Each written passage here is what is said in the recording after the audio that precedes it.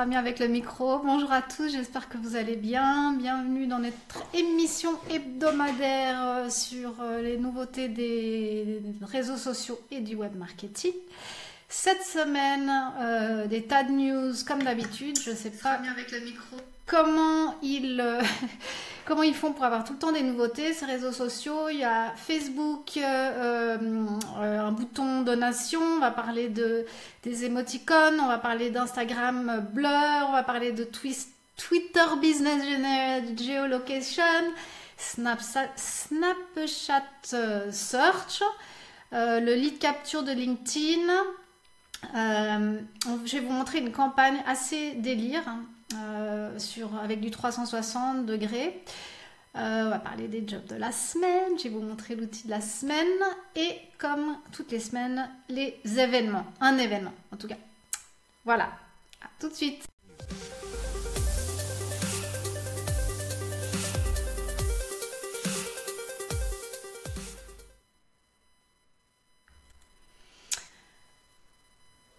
Alors, je suis contente que vous soyez là. Je me posais la question si vous étiez des nouveaux arrivants, des nouveaux auditeurs ou si vous étiez plutôt des gens qui avaient déjà vu, on en est là au numéro 9, donc qui avaient déjà vu les 8 épisodes passés. Donc, répondez-moi dans le chat.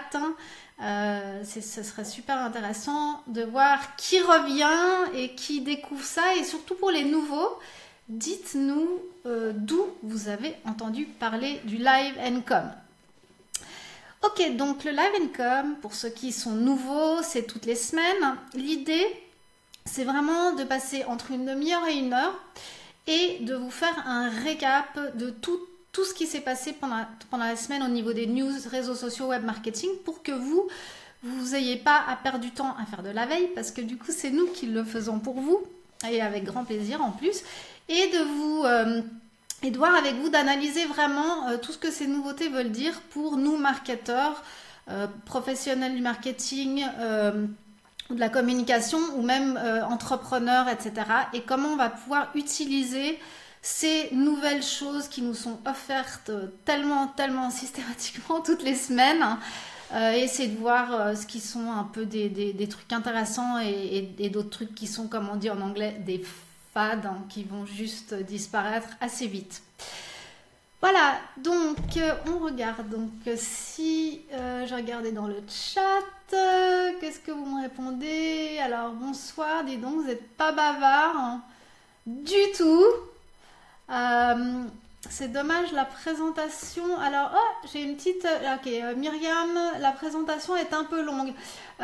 C'est un super commentaire, Myriam, parce que c'est bien de me dire ça, et j'aimerais savoir en fait la présentation dans un idéal. Vous la voudriez comment? Plus courte, de combien de temps? Donc, dites-le moi dans les commentaires, c'est super intéressant pour nous.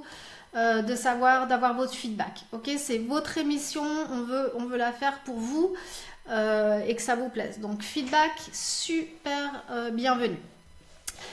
Ok, on va partir dans les news de la semaine.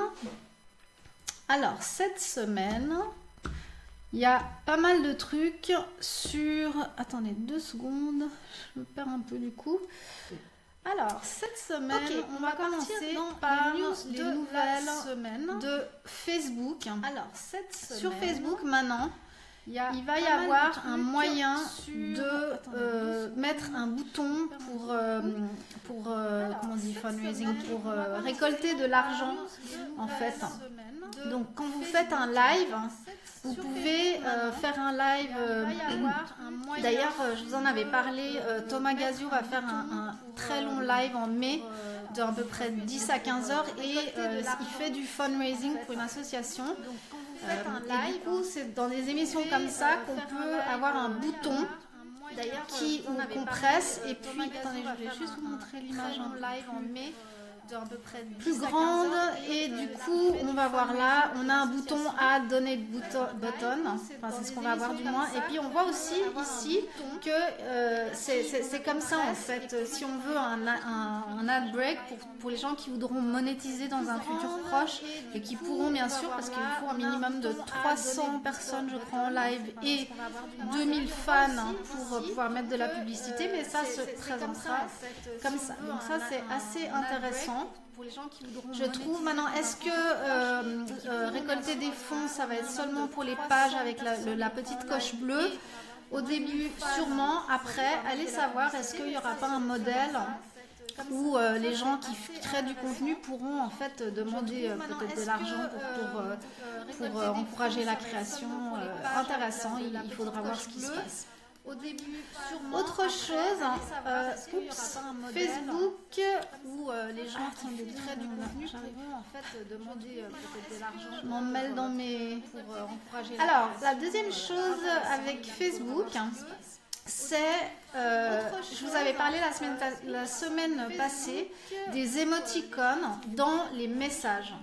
Et je vous avais dit que c'était intéressant aussi d'un point de vue marketing parce que on pouvait mesurer en fait le sentiment de la marque. Parce que comme il n'y a plus juste like, dislike, il y a toutes sortes d'émoticônes, ça va être assez intéressant pour les marques et surtout en plus avec les bots. Vous savez que je suis un petit peu obsédée par les bots ces derniers temps. Mais imaginez, vous êtes une marque, vous entrez en conversation avec assez